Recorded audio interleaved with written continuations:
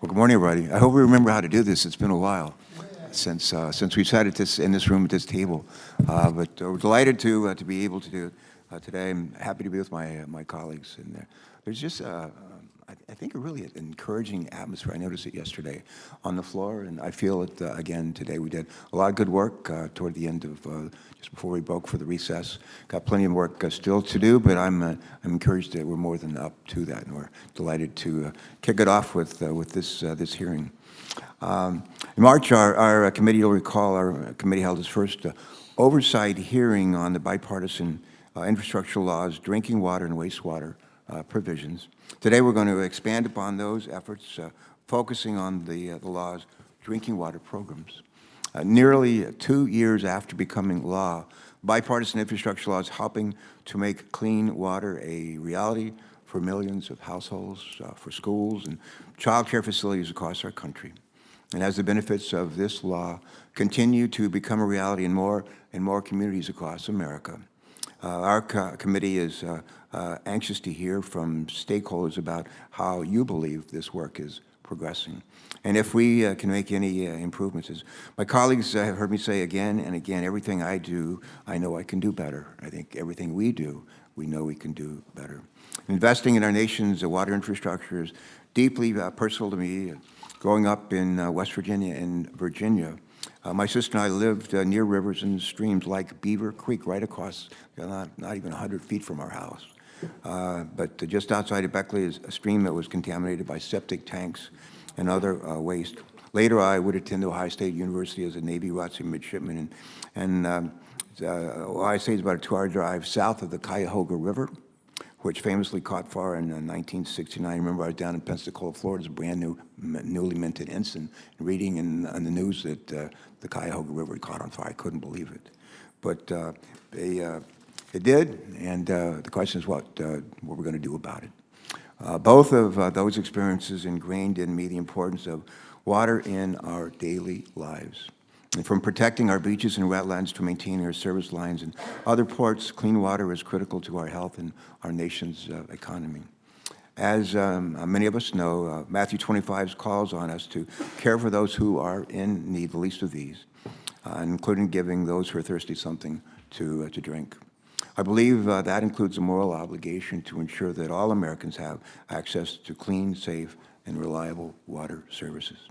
Fortunately, I'm not alone in that belief. Shortly after taking office, President Biden invited Senator Capito and me, along with Senator Cardin and others, to the Oval Office.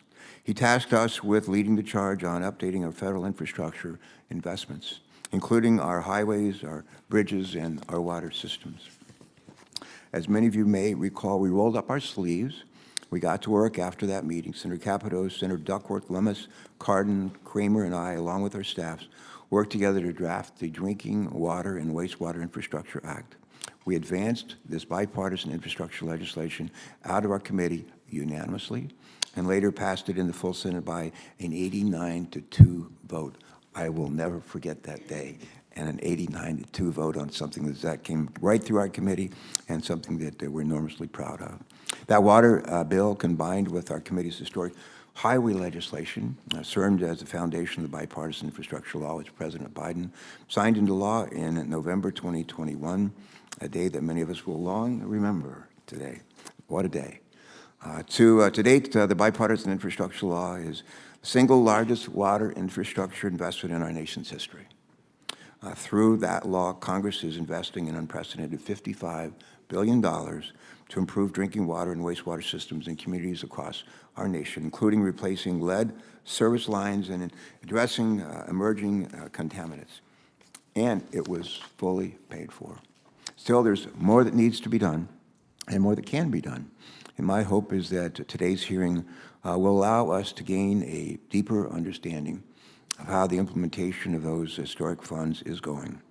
Our hearing also presents us with the chance to explore future opportunities to improve our drinking water infrastructure and to make sure that the bipartisan infrastructure laws programs are benefiting communities with the greatest need too.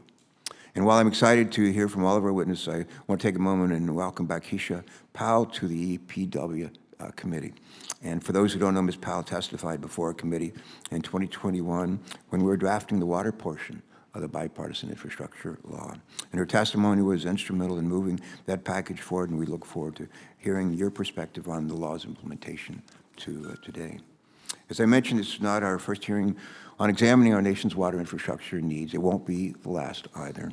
And as you'll recall, earlier this year, we had a holding that with APA Assistant Administrator Radhika Fox, I love to say that name, Radhika Fox, and other stakeholders to discuss some of these programs. Just this past May, Senators Padilla and Lummis also held a water affordability hearing at the subcommittee level, but looking at low-income water assistance programs and what additional authorities or changes might be necessary to make those programs function even better. Later this month, that same subcommittee will be reviewing tribal water needs. And I hope that this series of hearings will help us inform us of what more we can do to ensure that these programs continue to work even better as we face changes in our climate, our population, and our infrastructure needs. And with that, again, we're grateful to greet our panel of witnesses. We look forward to hearing from each of you today, and as you bring the diverse experiences representing state perspectives, city water utilities, and rural water. Before we do that, though, we're going to hear from our ranking member, Senator Capito, for her opening remarks. Senator Capito, great to be back with you. You're recognized. Thank you, Chairman Carper. It's great to be back with you. I hope you had a nice break in the beautiful state of Delaware. This is a great opportunity, I think, for the committee to get an update from stakeholders and on the progress, as the chairman has lined out very explicitly on DWIA, which was enacted in the Bipartisan Infrastructure Investment and Jobs Act. Thank all of you for being here, several of which we've seen before, and it's nice to see you back in front of the committee. Today's hearing will focus on the critical importance of clean, efficient drinking water and wastewater systems for the health, well-being, and economies of our communities. It's vital that all Americans obviously have access to reliable water and sanitation that they can afford. The Drinking Water and Wastewater Infrastructure Act, authored by this committee, is a critical component of the Infrastructure Investment and Jobs Act, IIJA. It has introduced new programs, opportunities, and support to meet the current needs and challenges in small, rural, and disadvantaged communities. During this hearing, we'll examine the current state of our nation's water resources, the challenges we face in safeguarding them, the successes and failures of federal agencies' implementation of policies from the IIJA, which was meant to ensure that every individual has access to clean and healthy drinking water and wastewater, and how other federal policies may be helping or hindering communities' efforts to provide for their residents. The IIJA, as the chairman said, authorized $55 billion in funding for a variety of water infrastructure programs. These programs aim to address the issues faced by our nation's water infrastructure, including grants for small and disadvantaged communities, funding for lead service line replacement, and support for innovative water technologies. The IIJA recognizes that many communities are struggling with aging infrastructure and emerging contaminants, such as PFAS.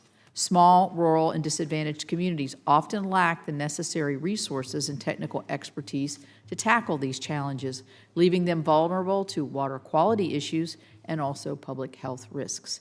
The IIJA offers funding opportunities for grants, low-interest loans, and technical assistance to help ease some of these burdens. As we work to implement and secure funding for these programs, it's crucial to ensure that resources are directed toward the communities that are most in need based on actual public health and environmental risks. The federal government will also provide the necessary technical assistance and training to support these programs. Many of our small communities do not have this technical expertise. However, I have significant concerns regarding the EPA's approach to implementing the directives from Congress as it begins to allocate substantial financial investments to our nation's water infrastructure. The EPA has repeatedly tried to impose its policies, priorities on states and communities, often in violation of authorities reserved to them under the Safe Drinking Water and Clean Water Acts.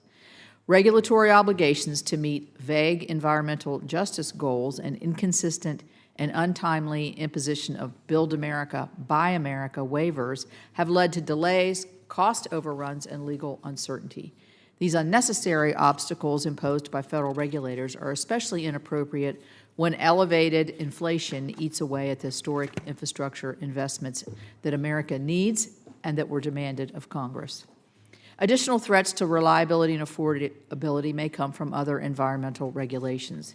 In particular, failure to provide CERCLA liability protections for water systems facing PFAS contamination will slam our water systems and their ratepayers while only enriching trial attorneys. As we have discussed repeatedly, West Virginia has had to deal with PFAS contamination originating, and I know your states have as well, both industrial and military sites, the two major sources of contamination nationally. The concept of polluter pays is enshrined in CERCLA and has had broad bipartisan support over the years. That is why I find it truly perplexing to hear that environmental groups are actively lobbying against protections for water systems and other passive receivers. With PFAS contamination going back decades and regulatory efforts to protect our drinking water, which I support, there will be an increasing need to protect our water systems that had no hand in creating or didn't have the benefit from these chemicals. As we look to preserve safety, reliability, and affordability of drinking and wastewater systems for the future and maximize the benefits of the IIJA's investment, protecting passive receivers is something Congress must get right. I'll close by saying, with everybody in attendance already knows, water infrastructure investments are critical to public health, environmental health, and economic development. The successes we've had to date have been based in cooperative federalism as enshrined in the Safe Drinking Water and Clean Water Acts. Communities and states know their needs the best and need a helping hand from the government, but not a heavy hand. Thank you all for all you do to keep our country's water and wastewater system clean, healthy, and I look forward to hearing your perspectives on these issues. Thank you. Thank you very much for those words and for the opportunity to continue our I think, important and wonderful efforts in this committee on this front. I'm going to introduce Secretary Beiser. Senator Cardin is going to graciously agreed to introduce Keisha Powell, one of his constituents. And I think Senator Kramer is going to introduce Eric Volk. And returning to Secretary Beiser.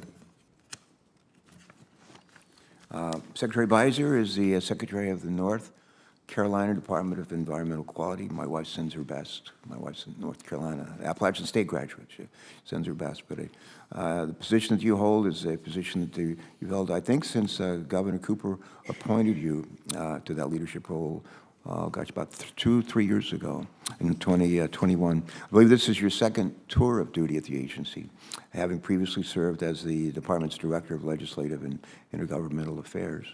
In August of 2023, Ms. Beiser was elected to serve as president of the Environmental Council of States, ECOS, the national nonprofit, nonpartisan association of state and territorial environmental agency leaders working to improve the capability of state environmental agencies. Secretary Beiser, delighted that you're here. Welcome. Thank you for joining us today. Please proceed.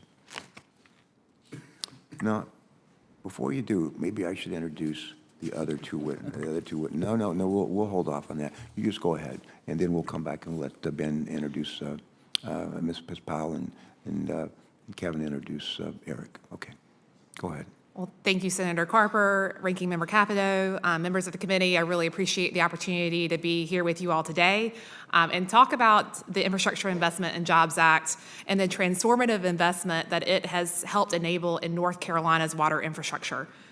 One of North Carolina's top priorities is ensuring that everyone in our state has access to clean drinking water and reliable water infrastructure, because without that, nothing else matters. I want to start out by sharing with you a story about the community of Ivanhoe, which is in rural Sampson County in North Carolina. The residents of Ivanhoe have been fighting for decades for the chance to connect to public water system. Governor Cooper and I had an opportunity to hear from these residents about what it was like knowing when they washed their white clothes that they would come out stained brown from the well water, and how when it got cold that the water pumps would go out, and a lot of times they wouldn't have water availability at all. But in 2022, thanks to federal funding, we awarded a $13.2 million grant to run 40 miles of water lines to connect 350 homes in Ivanhoe to the county water system for the first time. Other systems in our state are facing failing infrastructure, pumping stations that are being inundated as we have more frequent and more intense storm events. And some are still serviced by terracotta pipes, or even in Liberty, North Carolina, I was visiting them, they actually have Orangeburg lines, which I had to look up. And it's basically wood pulp sealed with tar, and you can imagine that they're literally disintegrating in the ground. It is vital that we confront each of the needs to improve the resiliency of our system and to protect the health of our residents. I will add that North Carolina had a head start on handling large sums of water infrastructure dollars. Our state leaders chose to allocate a significant portion of our American Rescue Plan dollars to water infrastructure. It was $1.9 billion. The first thing we did was evaluate our processes, because it's easy to spend money, but the challenge is investing it well. In order to ensure that the record amount of funding that we received reached the communities like Ivanhoe, we reimagined our grant-making process. We canvassed every county health department in the state to identify where we had communities who did not have reliable access to clean drinking water or sewer services. And we conducted outreach to nearby utilities to ensure that they knew about these communities and encouraged them to do projects to connect these folks. We wanted to make sure it wasn't just the well-funded, biggest utilities that were ready to go, that we gave everybody in North Carolina an opportunity to benefit from these dollars. And I'm proud to say that the changes are resulting in, so far, more than 2,000 homes slated to be connected to public water for the very first time. North Carolina, Senator, as you mentioned, also has significant levels of PFAS contamination, which have affected rural and urban areas in our state alike. We especially worry about the cost and the burden on our small towns who cannot afford to shoulder the additional costs associated with treatment without outside help. EPA Administrator Michael Regan and fellow North Carolinian came to Maysville, North Carolina, a small town that was discovered high levels of PFAS contamination, which was likely the result of firefighting foam, to announce the IIJA Emerging Contaminants funding for small and disadvantaged communities, to illustrate the type of community that was intended to help. While a facility in North Carolina gave us early experience in dealing with forever chemicals when a PFAS compound known as Gen X was discovered in the Cape Fear River in 2017, we also recognize that PFAS is larger than one company or one chemical. DEQ has been working with public water systems to assess PFAS levels and to help prepare for the upcoming national drinking water standards. We have identified 43 of our municipal and county drinking water systems that serve 3 million people that will need to take action in order to come into compliance with the proposed MCLs and protect public health. We are learning from and working with the public water systems that have already addressed PFAS in our state. I'll give you an example of the Cape Fear Public Utility Authority, who spent $43 million on the installation of a granular activated carbon filtration system to treat PFAS coming from the Cape Fear River. From their experience, we know that the testing and planning and design work has to take place before you're ready to construct a treatment system. And this work can take a year to do. So to help other utilities prepare for the needed upgrades that they'll need to make, we are making a significant portion of the early rounds of emerging contaminant funding from IIJA available for planning grants to help these systems identify and design the best treatment system for their situation. We appreciate the $23 million per year over 5 years that North Carolina is receiving for emerging contaminants through IIJA, but this shows that how much we're going to need. What we were getting so far is just scratching the surface of the needs in North Carolina. We estimate that just for our state, it'll take between $661 million and $1.3 billion to install treatment technology at the 43 municipal and county water systems. And that number does not take into account the number of small water systems, which we are currently testing. All of this is on top of our normal water infrastructure needs, because we haven't invested for far too long, of $17 to $26 billion that we need over the next 20 years. So this reinforces the importance of IIJA and this committee's work and of the state revolving funds. I recognize that this is a policy and not the Appropriations Committee, but as the newly elected president of the Environmental Council of States, I would like to bring the committee's attention to the long-term threat that's being posed to the state revolving funds by the FY24 appropriations bills. On behalf of ECOS, we are concerned about these developments of using congressionally directed spending out of the corpus of the state revolving funds. The proposed cuts would be devastating the state's capacity to meet current and growing environmental needs and harm the state-federal partnership that is crucial to protect public health and the environment throughout the country. Using supplemental appropriations in the IIJA to offset cuts in the annual federal funding undermines the historic opportunity provided by this landmark legislation, which was intended to extend affordable financing for water infrastructure to more communities than ever before. This is not the time to take our foot off the accelerator. North Carolina will never stop working to ensure that all residents have access to clean drinking water and reliable water infrastructure, and I appreciate this committee's commitment to that same goal. So thank you for allowing me to be here today and share our experience with you. Now, since your election as president or selection of president of ECOS, do you prefer to be called President, Madam President, or Madam Secretary? Secretary is fine, thank you. Thank you. I appreciate it. Good enough. All righty. But Ben Cardin's willing to introduce his constituent, Keisha Powell. Well, Mr. Chairman, thank you. It's really a pleasure to have Keisha Powell with us. As you pointed out, her help in the work of this committee by her appearance and counsel has been greatly appreciated. She's a dynamic force in the global water sector with 24 years of experience both in the public and private sector across the United States and London, England. She is the general manager and CEO of the Washington Suburban Sanitary Commission. That is the largest water utility in the state of Maryland. She manages 1,680 team members in the day-to-day operations of the water systems, 1.9 million customers. So it's an incredible responsibility that she has, and she has demonstrated great leadership in that regard. She's a licensed professional engineer in Maryland, graduating from Morgan State University. We always give plugs to our great schools in the state of Maryland. And I particularly want to thank her. Mayor Brandon Scott just announced his appointments to the task force set up by the Maryland General Assembly for the Regional Water Governance Task Force in Baltimore. Now, the Washington Suburban Sanitary Commission does not have jurisdiction in Baltimore, but she's lending her expertise because we need to find the best way to manage our water systems in the Baltimore area, and I thank her for her willingness to serve on that task force, and thank you for being with us today. Ms. Powell, you're recognized. Thank you, Senator Cardin. It's good to be born, raised, and educated in the city of Baltimore. Good morning, and thank you, Chairman Carper, Ranking Member Capito, and committee members for the invitation to testify before you today. I'm Keisha Powell, the General Manager and CEO of WSSC Water. I'd like to recognize our Board of Commissioners and Chair Regina Speed-Bost. WSSC Water has the honor of serving more than 1.9 million customers. She's not. She couldn't be here today. Thank you. All right. WSSC Water has the honor of serving more than 1.9 million customers across Prince George's and Montgomery counties as the largest water and wastewater utility in the state of Maryland and the 8th largest in the country. While the scale of utilities differs across the water sector, we all face similar challenges. Most importantly, the need to balance affordability with investments in critical infrastructure.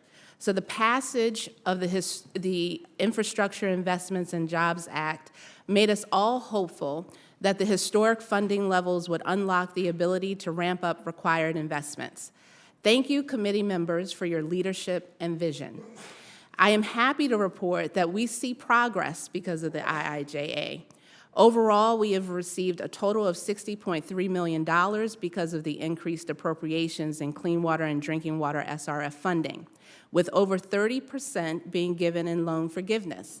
Most notably, WSSC Water will receive just over $105 million from the state revolving funds in the coming year for water main replacement projects, lead service line inventory and replacement, the Piscataway Bioenergy Project, and sanitary sewer reconstruction. Thank you, Senator Cardin, for your support and leadership in advancing these crucial projects. While progress is being made, thanks to the single largest ever investment in water infrastructure in the history of the United States, the hard reality is we are still behind when it comes to having the necessary funding required for our infrastructure investment needs. We are truly thankful, but this one-time investment was only 5% of the funding that is needed for our sector. EPA estimates a needed investment of $750 billion over the next 20 years just to maintain the existing nation's drinking water and wastewater infrastructure. Historic decreases in federal funding, aging infrastructure, climate and cyber threats, and addressing emerging contaminants widens the funding gap. One of the most expensive and urgent issues our nation's water sector faces is the presence of PFAS contaminating our water supplies and threatening WSSC Water's mission to protect public health and maintain our track record of 0 drinking water quality violations in our 105-year history. We are committed to continuing this level of excellence despite our projected costs of PFAS compliance of more than $1 billion for drinking water alone. We are equally concerned about the potential financial, operational, and compliance risks associated with PFAS in wastewater and biosolids, which is why we must hold the polluters financially responsible and not leave our customers to shoulder this burden. These factors have led to increasingly unaffordable water bills for families across the U.S. According to the Department of Health and Human Services, water is the fastest growing household utility cost nationwide. And the Congressional Budget Office reports that over 90% of water and sewer infrastructure in the U.S. is funded locally, much higher than other types of infrastructure like roads and transit. I thank this committee for authorizing the creation of a water customer assistance program at the EPA and for providing $1.1 billion in various COVID relief packages for a program at HHS. Since 2020, WSSC Water was able to provide over $10 million in financial assistance, including nearly $4 million from the HHS Low-Income Household Water Assistance Program to assist more than 5,500 customers. The EPA program has never been funded, and the HHS program will soon expire without additional funding, ending this critical lifeline. We must permanently fund access to water, an equally critical resource. On behalf of WSSC Water, I thank committee members for your support and pledge to work with you to address the water sector's challenges in the years to come to protect public health, create jobs, enhance economic growth, safeguard our environment, and drive equity and environmental justice. This concludes my testimony. I would be happy to answer any questions. Ms. Powell, thanks so much. Great to see you again, and thanks for that testimony and for your help earlier and again today. Before Senator Kramer introduces our witness from North Dakota, Eric Volk, I just want to say to my colleague Kevin, I was back on the campus of the University of Delaware last month and had an opportunity to speak, spent a fair amount of time with our president and others on the campus about the intersection between federal policy and what we're trying to accomplish at the University of Delaware. We talked a little bit about sports, and we talked about the upcoming football season that's underway, and we talked about the University of Delaware's experience in playing North Dakota State. And I asked my staff to just to share with me some football scores from North Dakota State and Delaware in the last couple of years. And I came up with September 2019, University of Delaware 22, North Dakota State 47. September 18, and the University of Delaware 10, and North Dakota State 38. In basketball, it gets worse. Basketball, University of Delaware 66, and North Dakota State 85. And when the president is leaving, the president of the University of Delaware was leaving and we're saying goodbye, he said, "Do you have any advice for me before you leave?" And I said, "Stop playing North Dakota State." They probably pay them a lot to play them. That's the weird thing. But they're not alone. Thank you, Mr. Chairman, and thank you, Senator Capito, for this important hearing and for this opportunity. It is an honor for me to be able to introduce Eric Volk, who serves as the Executive Director of the North Dakota Rural Water Systems Association, where he has a staff of 11 professionals who oversee and provide services to over 300 water systems in the state and wastewater systems. They include things like on-site troubleshooting, training, leak detection, water audits, emergency response, workforce challenges, of course, just to name a few. And the assistance provided by Eric and his team to my staff and me has been invaluable, and it's part of what makes the partnership work so well. He also serves on several boards, including the North Dakota Water Coalition, North Dakota Education Foundation. He's a past chair of the North Dakota section of the American Water Works Association. So I don't know what he does in his spare time, but he does hold a bachelor's degree in biology from the University of Mary, and he's a two-time member of the university's Athletic Hall of Fame. Fortunately for Delaware, he didn't go to North Dakota State. But Eric is an excellent resource to me and to my staff, and we really appreciate Eric's being here and offering his expertise to the whole committee. Thanks. Thanks for that introduction. Please proceed, Eric. We're delighted that you're here. Thanks so much. Good morning, Chairman Carper, Ranking Member Capito, Senator Kramer, and distinguished members of the committee. My name is Eric Volk, and I'm the Executive Director of North Dakota Rural Water. The association was established in 1974 and provides technical, managerial, financial assistance, training, and advocacy for rural water and wastewater systems in the state. A huge thanks goes to my staff who tirelessly work every day to provide access to affordable, ample, and quality water. It is a true honor to be here today to give a small state, rural perspective to the implementation of the Drinking Water and Wastewater Act. I grew up in Granville, North Dakota, a community of around 240 residents, so this topic is near and dear to me. I am also here on behalf of National Rural Water Association, the country's largest utility association with over 31,000 members, dedicated to drinking water quality, environmental protection, and public health in all 50 states. I've enjoyed living in North Dakota my entire life and have been helping water and wastewater systems for nearly 23 years. We have 306 active community water systems. 296 of them serve less than 10,000 in population. Meeting the demands and replacing aging infrastructure and complying with rules and regulations are taking its toll on many small and rural systems. Another major challenge is the ever-increasing outmigration, which continues to decrease the population base, adding to the cost of these services to the individual consumer. Without significant state and federal grant funding, the cost to the consumer would be too much for the average family to afford. In 2022, the association partnered with the North Dakota Department of Water Resources and our League of Cities to survey our water supply needs. The results indicated a 10-year need of approximately $2.1 billion and a 20-year need of approximately $3.6 billion. North Dakota's current drinking water SRF program intended use plan shows a need of about $1.1 billion, and demands on the clean water side are similar. Huge needs for a state that only has 280,000 residents. In preparing for this hearing, I visited with several water systems engineers and suppliers to develop a snapshot of how projects are being completed in the state. First and foremost, they are all very appreciative of the investments being made on the federal level to help our citizens. Several systems talked about the shortage of contractors. A key factor contributing to the shortage is labor, which has required reductions in the number of crews that they can operate and limits their scope of work. There's also a sense with the large amount of funding available for all infrastructure that some contractors are not as hungry as they were before. The cost of pipe, valves, and fitting is dramatically increasing. Since 2019, certain PVC pipe has increased over 200%, and the cost of installing a fire hydrant that serves a small community of 135 people has more than doubled since 2020, now more than $15,000. Various products such as meters, meter pits, certain valves, drives, and generators have extremely long wait times. One system has been waiting for 1.5 years for a specific pressure-reducing valve. However, the availability of pipe and related materials is improving slowly. American manufacturers have been required to expand their facilities and improve logistics, which has driven down lead times and enhanced trackability. Overall, the cost of completing projects seem to be ever increasing.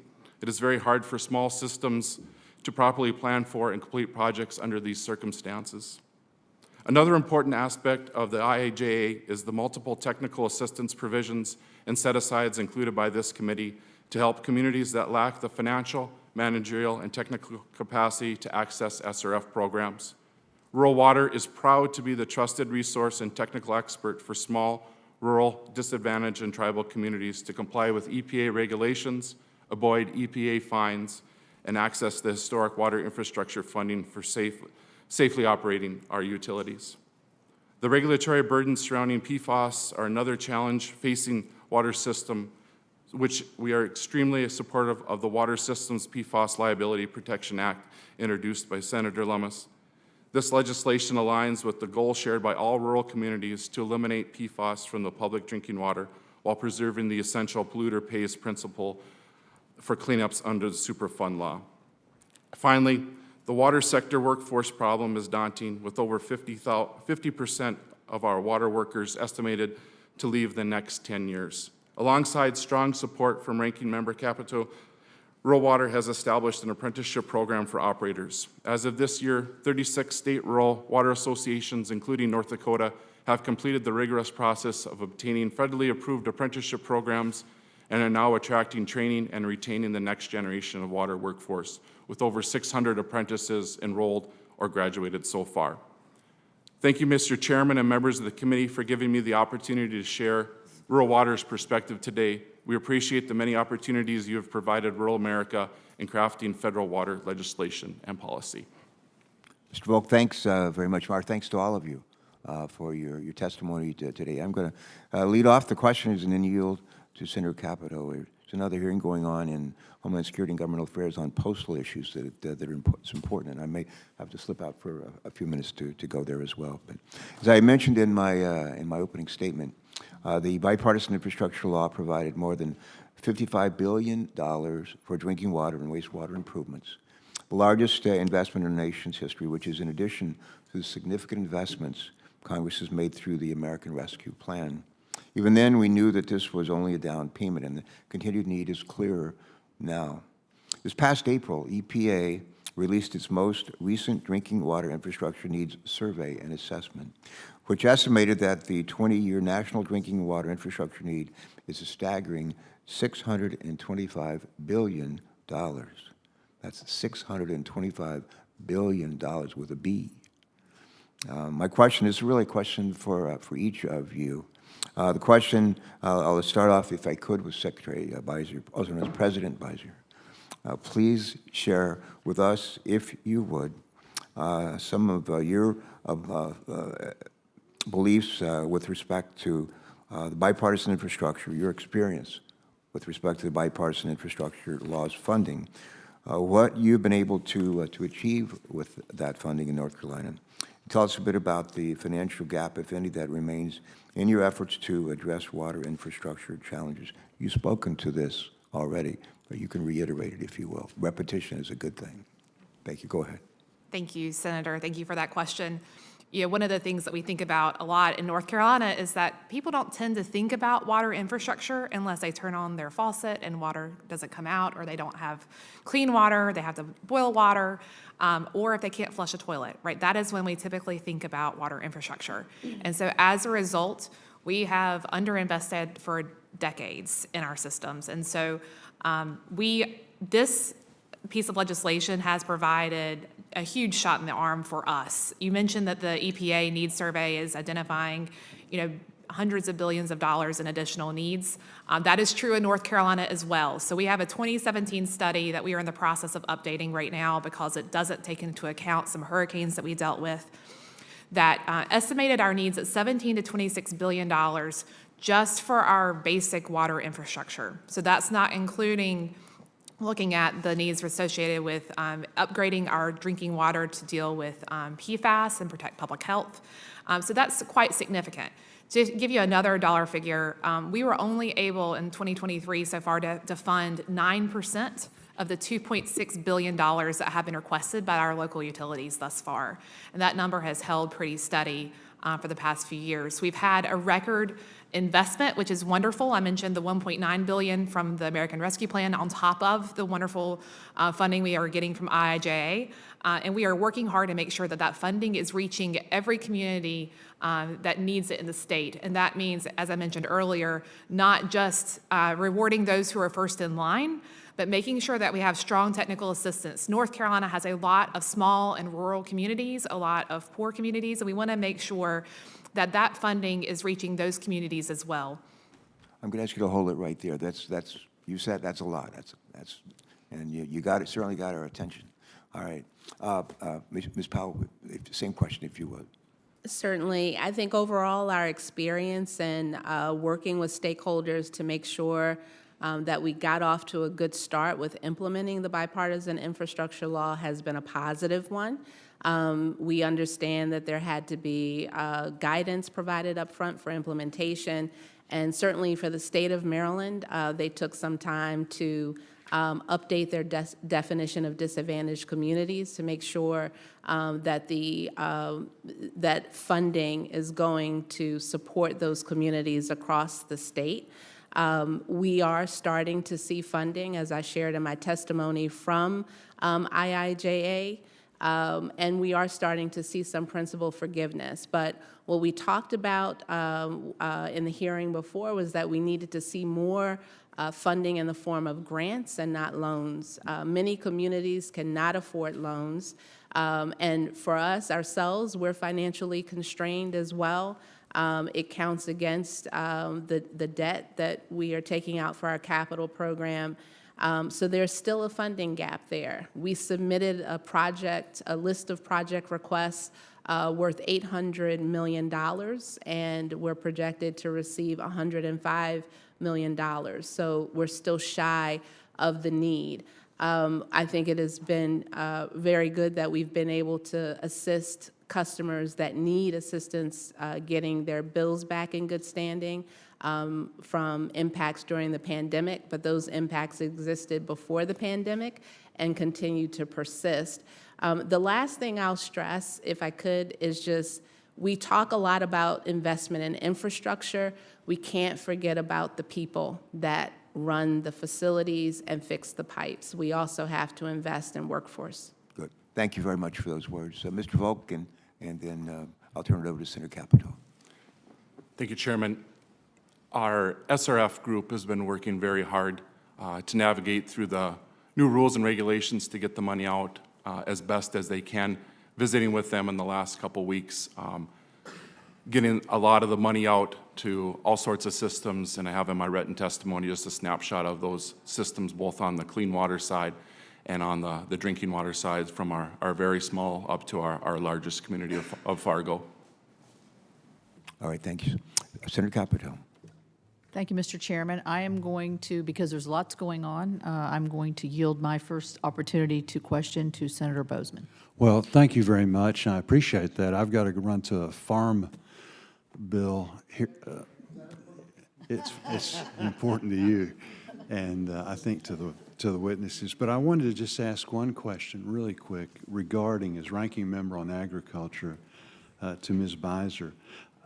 I understand how critical it is that we protect farmers, ranchers, and others not directly responsible for PFAS contamination from being potentially held liable by the EPA or subject to sweeping private legal action that could wreak havoc on their ability to operate. So I was pleased to be a part of a bill with Senator Lummis giving the agriculture community assurance they would not be subject to PFAS liability claims if the EPA rule were to be finalized. Can you, Ms. Beiser, can you talk about the importance of providing farmers, ranchers, and water utilities with this certainty? Thank you, Senator Bozeman, for that question. You know, one of the things that we think about in North Carolina a lot is making sure PFAS operates fundamentally different than most of the traditional contaminants that we regulate. PFAS is called a forever chemical for a reason, and it stays persistent in the environment and accumulates. And so one of the things that we're doing at a state level is reviewing our rules and regulations and permitting to make sure that We've got common sense measures to make sure that we're still protective of public health and the environment in that context. And I think, as you point out, Senator, I think it's a good and worthy conversation to have to make sure that that we are looking at where to appropriately draw those lines to ensure that you're not having unintended consequences because PFAS is operating differently than what we have traditionally dealt with, especially under a CERCLA context, as you mentioned.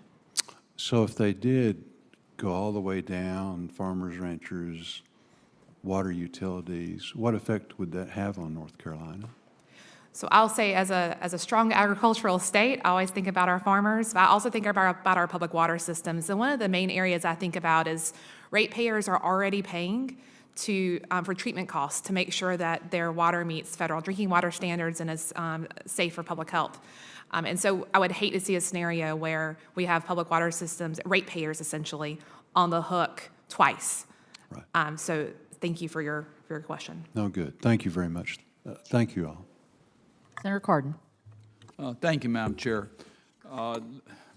Ms. Powell, let me first relate a story. A couple years ago, I was invited by a candidate for city council in Baltimore to join him going door to door to try to get political support for him. So it was an opportunity to do some grassroots politics. Every house that we had knocked on the door where someone answered the door, the question they raised were water prices and the affordability of water from our public utility. And you mentioned that in your testimony. And obviously, and Secretary Visor, you're absolutely right, there's a tremendous shortage in the modernization and replacement of our water infrastructure, and the pressure on the ratepayers make it virtually impossible to make the type of investment through the ratepayers that are necessary to make those improvements.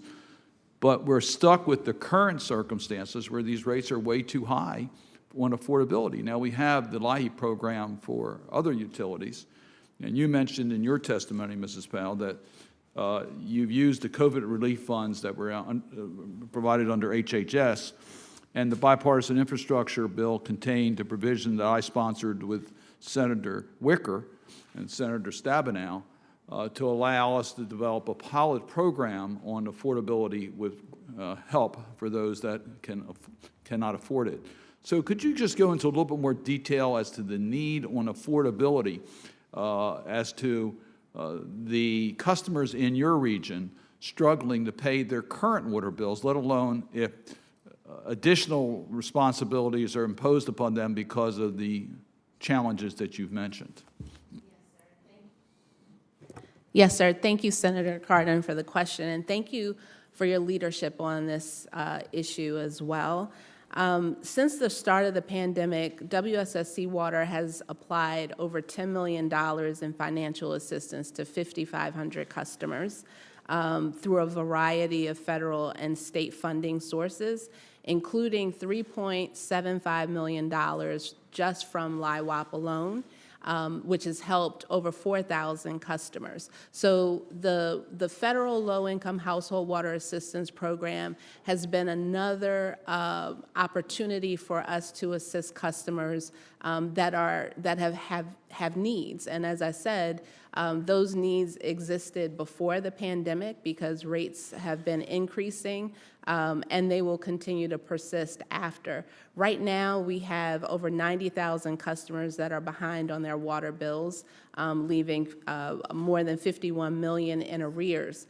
When we can't get the funding from our customers because we're not for profit, we then look to raise rates, and that's an unsustainable solution. So having a permanent low-income household water assistance program provides us another way of providing the needed funding to help customers with the rising costs of water and sewer bills, because our costs are increasing to deal with just maintaining the infrastructure we have. And new regulations that require us to invest billions of dollars will further add to that financial burden. And Secretary Visor, you mentioned the concerns on the ratepayers in North Carolina. Do you have a similar concern about the affordability in your state?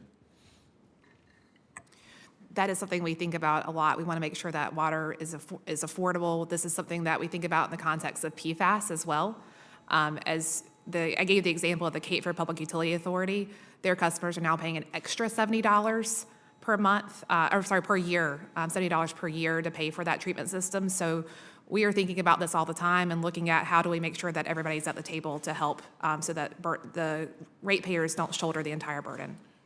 Ms. Powell, I mentioned my thanks for being willing to join the task force in regards to the Baltimore system. The WSSC is a model governance that has worked extremely well among the Maryland, Washington, and suburb counties. It just is well supported and respected by all the jurisdictions. The Baltimore system is one that's based upon the city's management, which has been historic, goes back hundreds of years. So we have serious problems at Back River, as I'm sure you are aware, in Patapsco. And I just hope that you can add some expertise as to how we can have a structure that can provide the future needs for the customers in the Baltimore region that depend upon the Baltimore Water Authority. Yes, sir, and I'm looking forward to lending my expertise and working with the entire task force to ensure that the city of Baltimore has the structure that it needs for the water and wastewater utility, which is a regional utility and also among the top 10 largest in the country. I started my public sector career as the Bureau Head of Water and Wastewater for the city of Baltimore, so I know the operation well and I know many of the challenges, and I think those have only become more difficult over time. And I do see that the city of Baltimore is now starting to receive funding as well from IIJA, and I hope that the work that we do helps to inform how those funds should be spent going forward. Thank you. Thank you, Madam Chair. Thank you. This is for all the panel, but I'm going to start with you, Mr. Volk. I want to go back to the PFAS circle liability issue. You've all three addressed it, and I appreciate it, but as the chairman just said, repetition is good. Circle liability creates a significant risk for passive receivers. In other words, you didn't create it, but it comes into your water system. Often, you're required to receive or treat PFAS due to state or federal regulations. Water and wastewater utilities are particularly vulnerable to circular liabilities due to the essential and growing role in receiving and filtering PFAS. I believe in North Carolina, you said 43 systems had just installed carbon systems. There are treatment, as you mentioned, treatment technologies that can remove it, and it gets in granulated carbon filters, but it has to be transported then and disposed of, used filters, as you put new filters in. Wastewater utilities must contend with both industrial and residential contributors of PFAS upstream, the latter of which poses unique challenges due to the prevalence, as we talked, of PFAS in many consumer products. My questions are, can you elaborate on the risks and costs associated with transporting and disposing of PFAS-contaminated materials? And does circular liability impact your ability to manage these byproducts effectively without fear of severe legal challenges? If the EPA is requiring you to provide PFAS-free drinking and wastewater, are you kind of caught between a rock and a hard place? Mr. Volk. Senator, great questions. A lot of these are on the minds of not only the small and rural systems in North Dakota, but across the nation. You know, there's a lot of unknowns with, especially in our state, with what the extent of the PFAS is, and then if you find it, what do you do with it? And then if you're told you need to dispose of it, where do I dispose of it? How much is it going to cost? Who's going to pay for it? If it's the ratepayer, like we've already talked in the short time, we're already strapped, razor-thin budgets.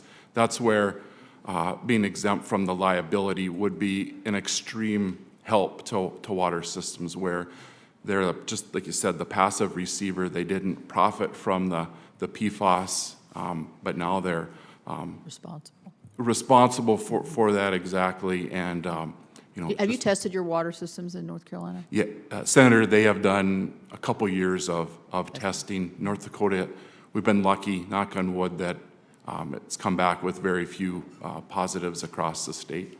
Okay. Ms. Powell, would you respond to that? You mentioned it in your statement, but I'd just like to reinforce it, please. It's just like turning the mute button on Teams. I keep forgetting. Yes, I mentioned it in my statement that we have been, we initiated some looking at alternatives to deal with PFAS in drinking water. While we have done voluntary testing and it shows that our levels are low, and that we would be under the MCL that has been proposed by EPA, we have seen an anomaly in the data that showed a spike that could potentially mean that we could be out of compliance in the future. So that's why I mentioned financial compliance and operational risks associated with not only drinking water, but also wastewater. We have to understand what will happen there, and biosolids. So on the drinking water side, our estimates now are upwards of $1 billion to be able to address PFAS in drinking water. And just in terms of biosolids, the Piscataway Bioenergy Facility project, where we have received funding from the state, that project is upwards of $270 million, the single largest investment that we have made as a utility. And it's supposed to be a positive one to take our biosolids to a Class A to allow us to better manage biosolids. That investment stands to be threatened should we have to address PFAS and biosolids. So it's important that water and wastewater utilities have the protections from CERCLA and from liability. Secretary Beisel, you have some experience with this, obviously with some of your systems already doing the carbon filters. What kind of liability issues are they having, or would they have if we didn't specifically exempt them from transporting and trying to destroy, managing? Once you catch it, it doesn't go away. What are you going to do with it? Senator Capito, thank you for that question. There's two large systems that we have that, as you mentioned, are dealing with this. One has installed a reverse osmosis system, the other a carbon filtration system, granular activated carbon system. With the carbon system, one of the things that we worry about is we know that there's air transport of PFAS as well, and so as it gets refreshed, it gets basically heated up. There's a lot we still need to learn about, are we putting it back into the air where it essentially continues a cycle? So I think that points to a need for some research and development to help us as we are tackling these issues. As it relates to CERCLA, I think, again, it's a really worthy conversation to have, to take a look at all the case law surrounding CERCLA, having everybody around a table to say, where are the unintended consequences and how do we avoid unintended consequences so we don't overburden our ratepayers? Thank you. Thank you. Senator Merkley. Thank you very much, Madam Chairman, and welcome to you all. I want to direct my questions to you, Mr. Volk, because I have two rural pollution problems that I want to address. One is in Morrow County, and for decades, people have had an accelerating level of nitrates in their water to where it's way above safety now, and they're experiencing all kinds of health problems. They are adjacent to an area that does have a public water system. The DWEA grants, the $35 billion that we've directed to DWEA, wouldn't that be appropriate money to be spent to connect these folks to a public water system that's free of nitrates? Isn't that kind of the purpose? Yeah, Senator, I believe that those would be, questions to ask your Department of Environmental Quality or whoever runs the SRF, but definitely could be, part of the supplemental funding. That's just extra additional funding, and there was additional subsidies that could be used there. They could use their base funding, but definitely could be something to get those users on a reliable quality source of water. But isn't that kind of the core purpose of the DWEA money, is to help folks in rural areas be able to address this kind of challenge? Senator, it definitely, it would be up to each state to divvy that money up how they see fit. Right. So I want to turn to another challenge in Crook County. And in Crook County, we've had in 2022 a whole bunch of residents who have a very, very high level of manganese has appeared in their water. Now, Canada has a limit of 120 micrograms, and the World Health Organization, 80 micrograms. EPA is at 300 micrograms. The estimate for the impact on memory, attention, and motor skills in children is when there's 120 to 400 micrograms, and 10 of the 13 nearby family wells have tested over the EPA 300 level, and one well tested at over 1,000 micrograms. And so people are incredibly worried about their health. Calves are dying. At Billy Johnson's Dairy, a record number of cows have been dead. Same story at Brian Zednick's place. A farmer, Dick Zimmerly, said, "It just chapped my backside that Goliath could get away with running over everybody else." And the Goliath in this case is a gravel pit that opened nearby. In this case, there is no public water system nearby to tap in. What can these funds in DeWiA do to help our rural farmers and families that are being impacted in such a fashion? Senator, I can only tell you what we've done in North Dakota over the last 50 years. We've have a great network of rural regional systems that would provide water to that farmer. We've worked hard on it. And I know the manganese is an issue in North Dakota. We've been able to use the funding through the emerging contaminants section. That's eligible use, and that is at 100% subsidy. So if they were able to hook up to a regional supplier like we've done in North Dakota, that would be an option for those rural residents and farmers. And you're talking about piped water, right? Correct. But if people are too far away from a pipe system to make that feasible, is there other things that these funds can do? Senator, I'm not exactly sure. We'd have to get back to you on that. Okay.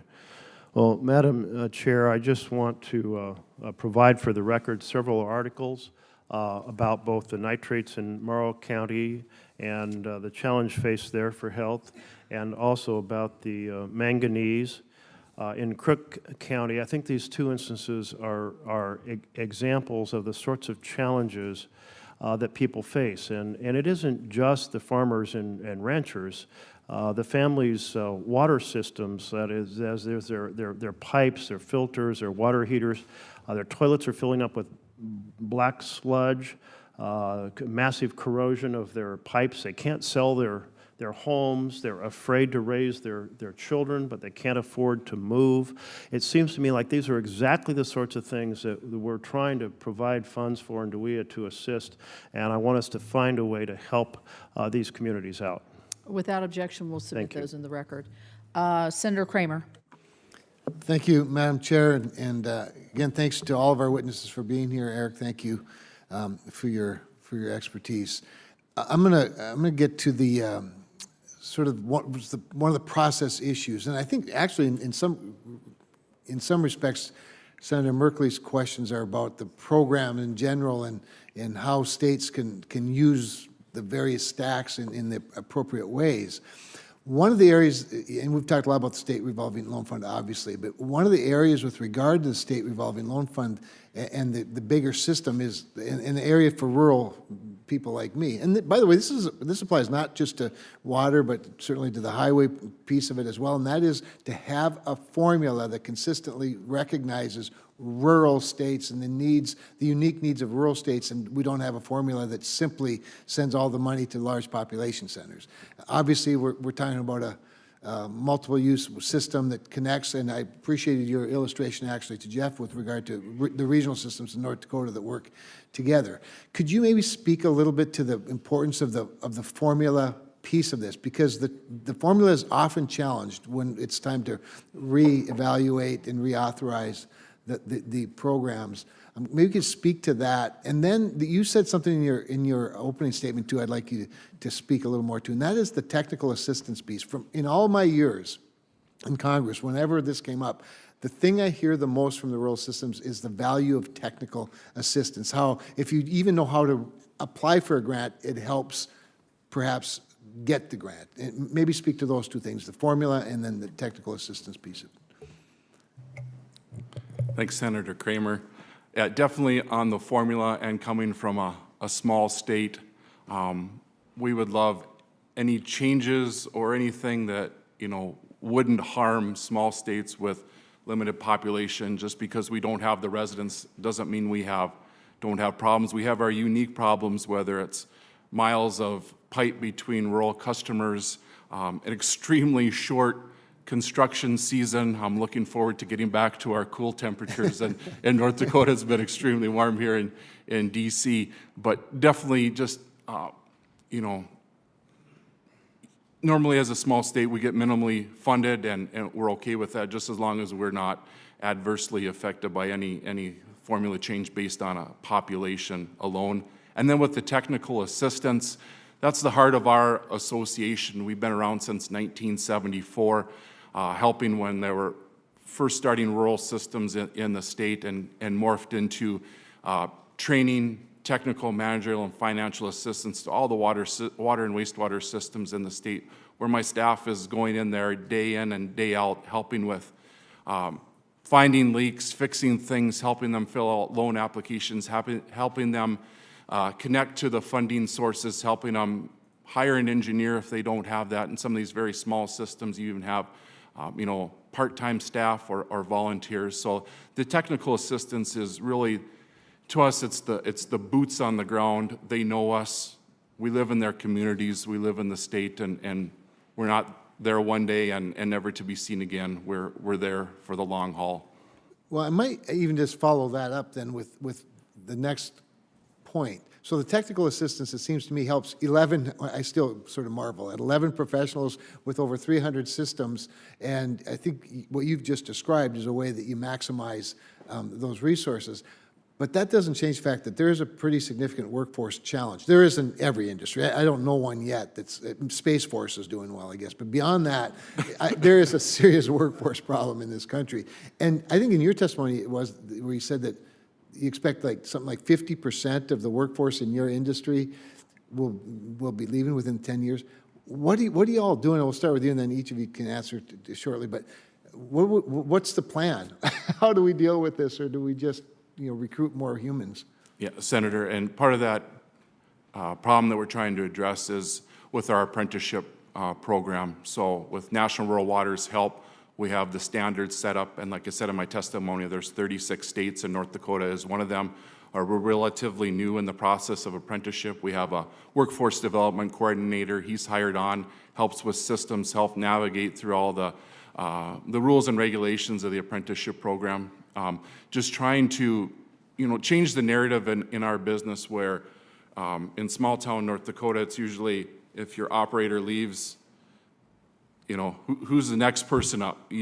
You bring somebody in, they don't have the experience, and it's kind of a vicious circle. So like I said, we're trying to change the narrative, change the culture where it's a true profession. It's a great, noble profession. They do great work every day. So we're just working hard to use the apprenticeship program to get the next generation of workers. Thank you, sir. Senator Whitehouse, you're next. Thank you, Chairman. And right now, it looks like Senator Mullen will succeed you, and then Senator Padilla, and then Senator Rickes. Okay, thanks. Please proceed. Mr. Volk, the law provides 49% for additional subsidization. Is that customarily treated as a cap? Senator, the 49%, yeah, is the cap, I believe, and I know we've had some discussions with, is that enough? Yeah, so assuming that it's a cap, what effect does it have on communities that don't have the ability to afford the match in terms of being able to access these IIJA funds? Yeah, that's a great question. We're struggling with that in North Dakota with getting the lead funding out, where 49% subsidization, 51% would go on to the customer, and most of that lead is going to be in your older neighborhoods, your disadvantaged communities. So we're really struggling with getting that and finding a balance with the affordability. Thanks. Ms. Powell, in Rhode Island, we are seeing a lot of damage to our water treatment infrastructure related to climate change. We have very, very powerful, unprecedented rain events that have flooded out, for instance, a major city of ours, Cranston's sewage treatment facility, and it's really unpleasant to be downstream when a sewage treatment facility floods out.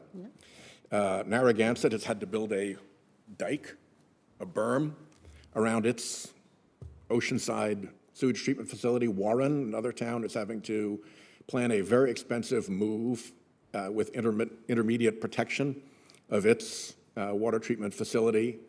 How well does the IIJ fund the need that communities are facing to deal with these unprecedented flooding events driven by climate change and our relentless pollution by the fossil fuel industry? Thank you, Senator Whitehouse, for the question. We ourselves are dealing with the impacts of drought conditions. Earlier this week, we had a meeting to talk about moving to a drought watch. So it really is impacting every community, East Coast, West Coast, North, South. I think the structure is there in IIJA. The authorization is there. The appropriations need to be there. What's missing. I agree. Thank you. And let me also ask you about microplastics. We're starting to see that turn up more and more in drinking water. We see it appear in mother's breast milk. We see it appear in the end result in a baby's diaper that's obviously gone through the infant. We see it falling in the rain in Colorado. And we don't really understand what the dangers are of microplastics when consumed by humans. The bill provides $10 billion for what it calls emerging contaminants. Is it true that microplastics are only one of several emerging contaminants? Would have to share that $10 billion if we were to be treated that way? And given the kind of upgrades that are necessary to deal with microplastics, is $10 billion a sufficient number? The short answer, Senator, is no, it is not sufficient. We've focused a lot on PFAS. We think that the which would be an emerging contaminant? Which is an emerging contaminant, and our projections to deal with that in drinking water are upwards of $1 billion. We need to make sure that we have... When you say our projections, you mean your utility? WSSC Water, yes, sir. So we need to have regulatory certainty. We need to have a comprehensive roadmap to deal with emerging contaminants that are on the horizon holistically, so that we're making our investments in infrastructure upgrades make sense. So I'd wrap up by suggesting that some flexibility around the 49% for communities that don't have a lot of resources, and additional funding for infrastructure that faces climate-related damage, flooding, drought, drying out conditions, whatever they are, and an expansion of the $10 billion, which now has to cover both PFAS and microplastics, in addition to whatever other emerging contaminants are out there, would all be helpful to you. Yes, sir. Is that a yes also? I saw your head nod, Mr. Volk. Yep, okay. And Ms. Beiser's also nodding. Thank you. Those head nods are important. And Mr. Senator Whitehouse doesn't miss them. He doesn't miss them. All right, I think next is Senator Mullen. You're up. Thank you, Chairman. You know, we all face unique challenges being from the Midwest and rural states like Oklahoma, North Dakota, and even, major metropolitan areas such as Boston, New York, San Francisco, LA. We all have issues facing us when it comes to clean water. Sometimes it's policy related, sometimes it's neglect, sometimes it's a lack of funding. But what we do know is one size does not fit all. And we need to give municipalities, states flexibility to allow them to make decisions for their unique areas. And a lot of times when Congress, we may have good intentions. Sometimes it's politically driven, sometimes it's actually policy driven. And I think that's what we're trying to do here, Chairman, is have good sound policy. But one size never fits all. And when we throw tremendous amount of money, I mean, $55 billion is a lot of money still for anybody. I don't care who you are, it's a lot of money. And then we put restrictions on it. I think we hear from all of our witnesses is, hey, we know where it needs to go. We need the flexibility to do so. And if we're going to be funding these projects, then we need to make sure that we get those dollars as close to the state, as close to the individuals providing the service as possible, and give them the tools to do it without having the restrictions, which happens so often with federal funding, is that every dollar has so many stinking strings on it that they can't even access it. And that's what I believe Mr. Folk, you was saying a while ago, is that it's, what Senator Kramer was trying to say, is that just to get through the bureaucracy, to get to the funding, is a miracle sometimes in itself. And so my question to you, Mr. Folk, is what tools do you need for rural parts of the country, which is most of the Midwest? What would be most helpful? If the money is there, what tools do you need to access it? Yeah, Senator, great question. Things we talk about all the time. The flexibility would be immensely grateful. I know visiting with our state folks, they would love that. The technical assistance. Flexibility in what? Be able to use the dollars for certain projects without having restrictions on the projects, be able to use flexibility on navigating the bureaucracy, what? You know, especially with this funding, like say with the lead component on our water side,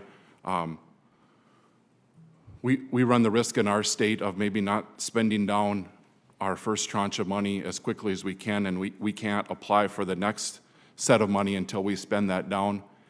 And we run the risk at, if we don't apply for that, I believe before September 2024, we could lose that money, and that would be reallocated to a state. So some timing flexibility for our state to navigate, let's say, the lead, where like the lead service line inventories are not due to the state until October 16th, 2024, but they have to apply for this new funding, the next year's funding of the lead in September of 24. So the funding is kind of ahead at this point of the true problem. The state does not fully know the magnitude of the total lead replacement. We have an idea, but some of the flexibility on that would be great. So they wouldn't run the risk of losing that. Could maybe have a little more time, or could use it at another point. Would it be helpful, instead of us, each municipality or each rural district trying to apply for the grants themselves or the funding themselves, would it be helpful that if we were to allow, if Congress were to, through the EPA, were to just simply give the money to the states that have, like in Oklahoma, DEQ, Department of Environmental Quality. In North Dakota, I'm sure you got an environmental agency that could help manage it too. Give it to them and allow them to help disperse the dollars in areas and set the timing that you need. That's more that's more designed to actually be practical for you guys to achieve what you're trying to get done. Yes, Senator. Normally, that's how it would work with their base funding through the SRF program. They have an intended use plan, and that they would go off, and it's on a ranking system with their, if there's health issues or things like that. So they have that flexibility. It's just some of the tightness on some of this new money. So the timing is the thing you need the most help with. Sure. Okay. That, Mr. Chairman, I yield back. Thanks. Thank you, sir. Senator Padilla, please. Welcome. Thank you, Mr. Chair. Let me begin, Mr. Chair, by just reminding you how proud I am of the work that this committee's done to address water affordability for underserved communities, while also working to expand access to water reuse and recycling and reduce lead in drinking water. It served as a foundation for the Bipartisan Infrastructure Investment and Jobs Act, as I know you're proud of. Now, this last June, I chaired a subcommittee hearing examining the challenges facing water systems across the country and the impacts of aging water infrastructure, as we've been talking about this hearing already, and the effect that aging infrastructure is having on the ability of families to pay their water bills.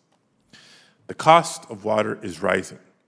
Household water and wastewater bills have increased 160% since 1998. And just to put it in context, that's a greater rate of growth than the rise in costs for electricity, for rent, or even medical bills.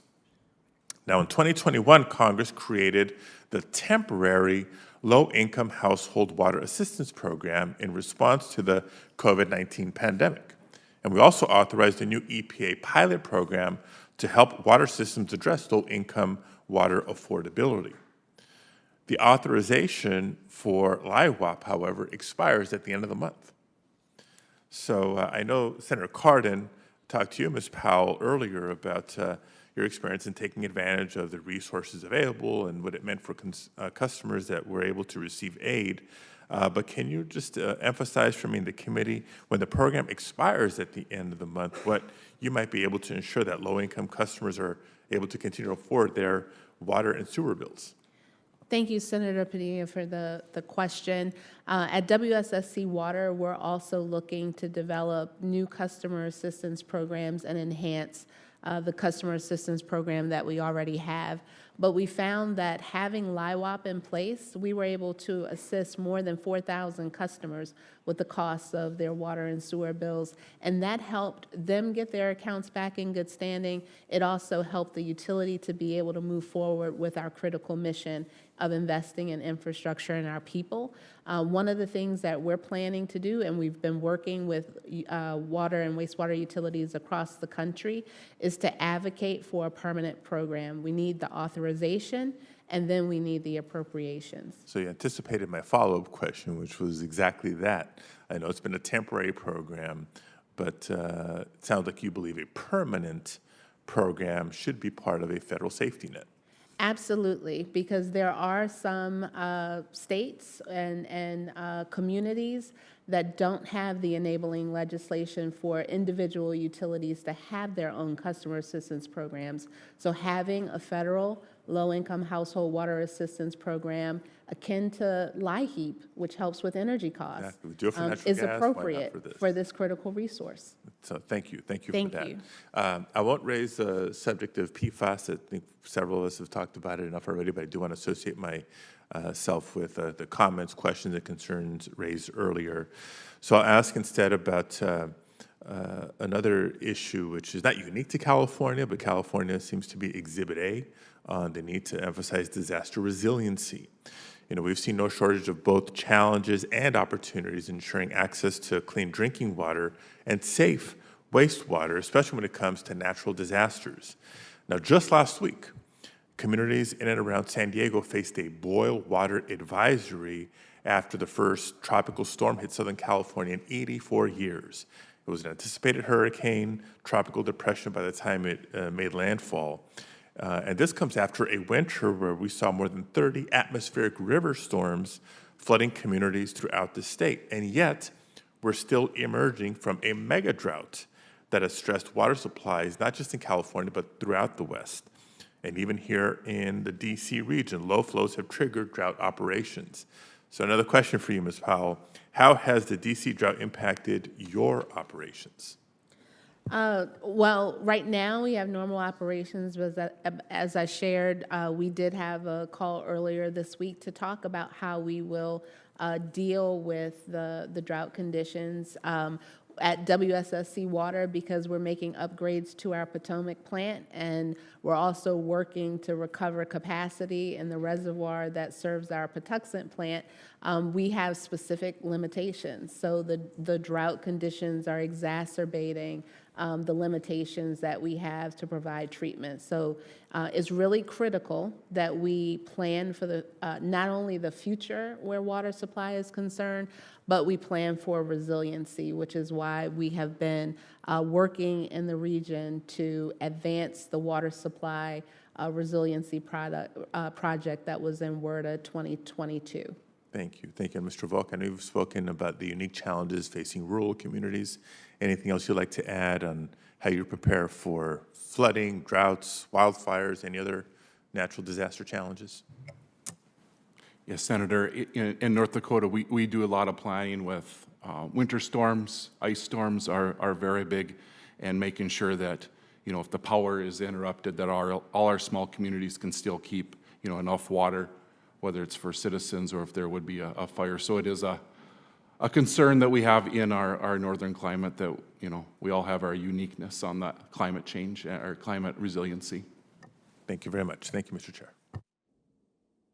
I think Senator Kelly and Senator Sullivan are en route to join us. Senator, before you leave, I just want to say thank you for your leadership on these issues and the leadership on your subcommittee that you chair. Thank you. And I should mention the subcommittee hearing, very bipartisan in spirit.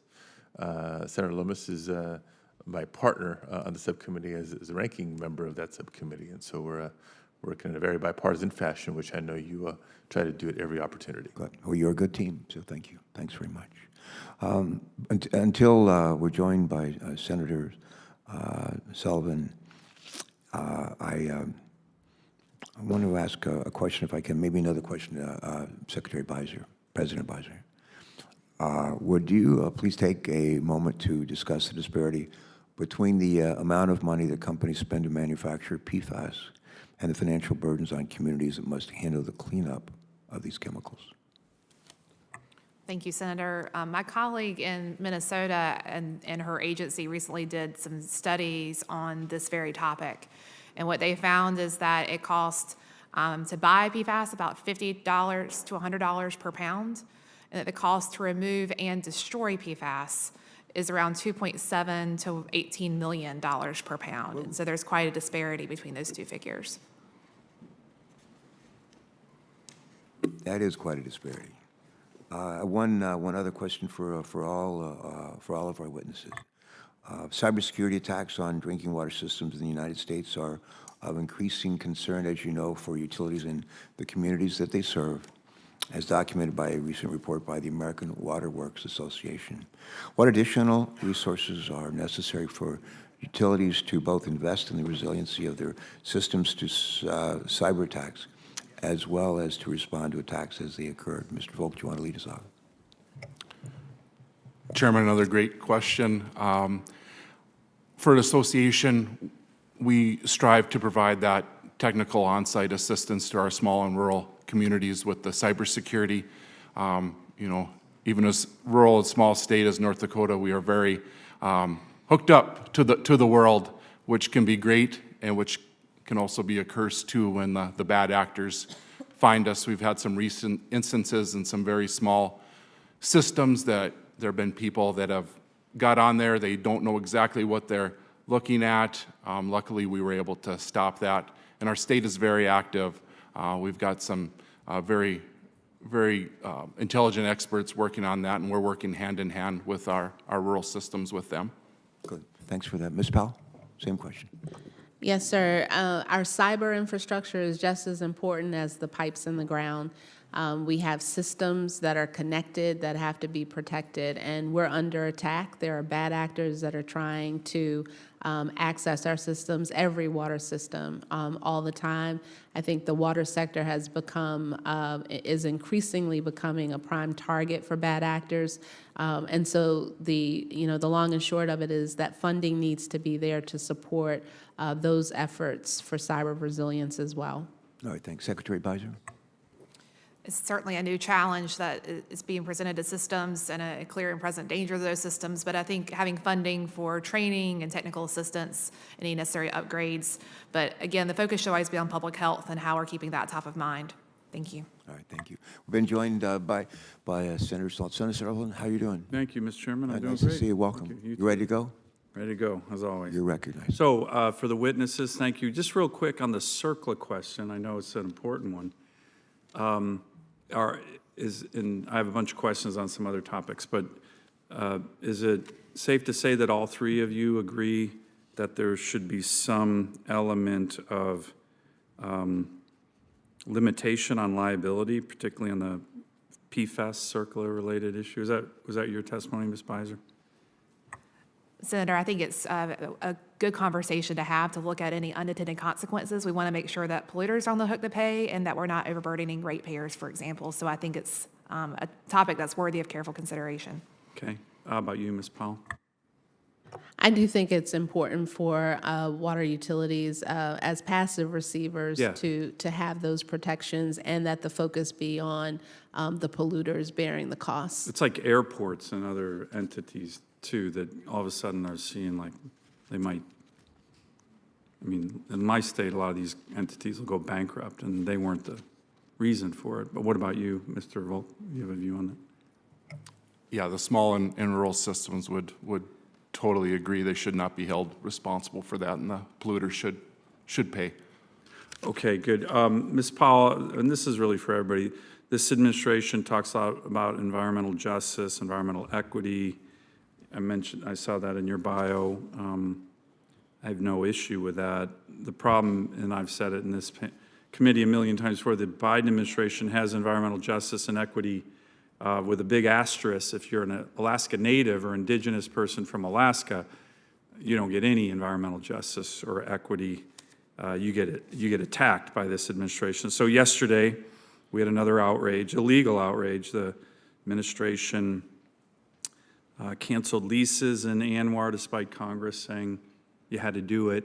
And then they restricted the National Petroleum Reserve of Alaska, which was set aside by Congress like 70 years ago for oil and gas development. But, Mr. Chairman, I want to submit the joint Alaska delegation press release on this for the record. Without objection. The vast majority of the people in this press release are Alaska Natives, elected Alaska Natives, screaming.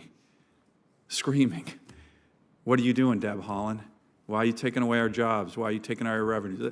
This is environmental injustice for indigenous people in my state. It happens every damn day with this administration. I've said it 50 million times in this committee. But why did they get so outraged? I want to show this chart. I've also shown it a million times in this committee. That's American Medical Association chart from 1980 to 2014. What places in America had life expectancy increases? And unfortunately, some places in America actually had life expectancy decreases, mostly because of the opioid epidemic. The place in our country that increased life expectancy the most by far was Alaska, up to 13 years. And it was in our rural communities, our indigenous communities. Why? A, because it started really low. Life expectancy for Native Alaskans was the lowest in the country by far. But B, from 1980 on, we had responsible resource development, jobs, clinics, hospitals, very importantly this panel, water and sewer. So my constituents' life expectancy in a lot of these places, North Slope, Lucian Island Chain, Northwest Ardboro, up to 13 years. 13 years. Like, what's more important? I've asked this many times. Policy indicator of success, more important than are the people you representing living longer? I don't know. I don't think there's anything more important. So yesterday, this administration took a whack at that. They're trying to make my constituents live less longer. Deb Haaland, ironically, it's just shocking. She's a Native American. She attacks Alaska Natives every time she opens her mouth. But anyways, what does that have to do with this hearing? Because a lot of the revenues that come from this kind of resource development go into water and sewer. Now, my state has over 30 communities that don't have any running water or flush toilets. I think that's the most of any state in the country. It's all indigenous people. So do you think that's environmental justice or racial equity? When by the way, they're the most patriotic Americans in the country because they all serve at higher rates in the military, Alaska Natives, than any other ethnic group. So my question for the panel is, in terms of formulas, and by the way, the EPA administrator was in Alaska just over August. We did a meeting with Alaska Natives on these issues. I showed them that chart. I've shown them that chart many times. So in terms of the formula for water and sewer, don't you think it should prioritize, just for fairness, call it racial justice, racial equity, just call it good old American fairness, the communities that don't have anything first? Like, there's a lot of talk about aging infrastructure on water and sewer, but I think sometimes we miss, like, no infrastructure. So can I get the witness's response to that? Just on a formula, shouldn't we be prioritizing communities in America that don't have anything. Flush, no running water, no flush toilets. American citizens. It's not right, in my view. But I'd welcome any views on that. Ms. Powell, maybe you can start. I'll be happy to start, Senator Sullivan, and thank you for the question and the awareness. I will say from a personal standpoint, and I've said it many times, I believe that equity is about communities having what they need so that all communities can thrive on equal footing. And Like running water.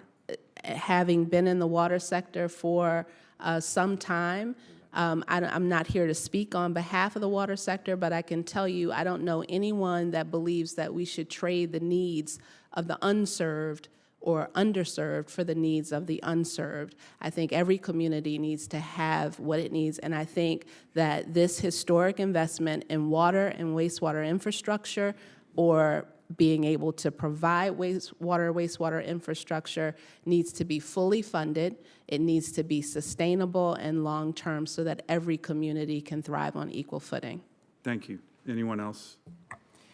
So we share your concern with making sure that we're getting funding to those who need it the most. And so we actually change a lot of our processes to ensure that we are reaching, we have a lot of communities who are bypassed over the years for water and wastewater services.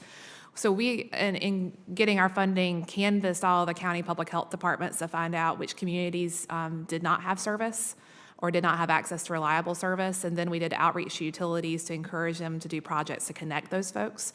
And so far, we've connected over 2,000 homes, or we were slated to connect over 2,000 homes to public water for the first time.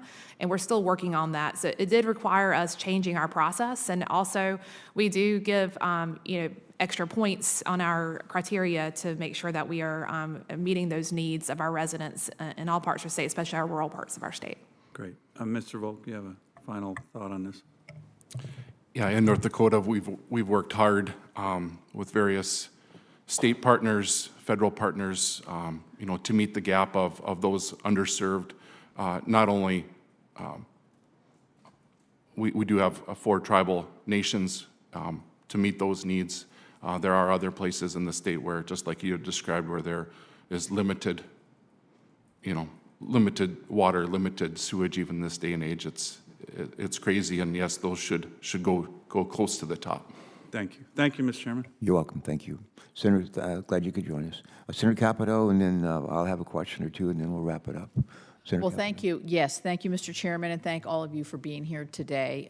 Very interesting. You can see rural, urban, big states, small states. We all have some similarities and some different concerns. My last question is around risk communications.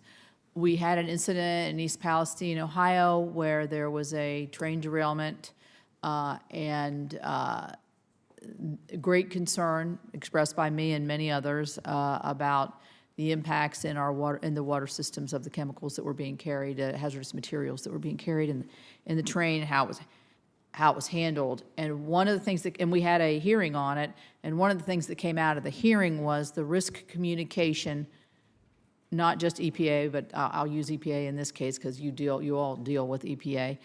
In this case, was not as good as it could be. And so if you're in a community that is at risk because of an accident, a weather event, whatever, I'm sure you've all dealt with this. I've had this in my own community. To have appropriate risk communication is absolutely essential. In other words, don't say something and take it back, or don't say something and then expand on it 24 hours later. React immediately, use science, all these things. So I'm just going to ask you, Secretary Beiser, what experience do you have in this, and how do failures in risk communications put additional burdens on your state? Because you have your state entities reacting, your governor reacting, and I'm interested in the federal level risk communication. This is, thank you, Senator Capito. This is a very important issue and one we spend a lot of time thinking about at the department, because certainly when accidents happen, or when you have, one area we deal with it a lot and actually work with EPA on a lot is with PFAS.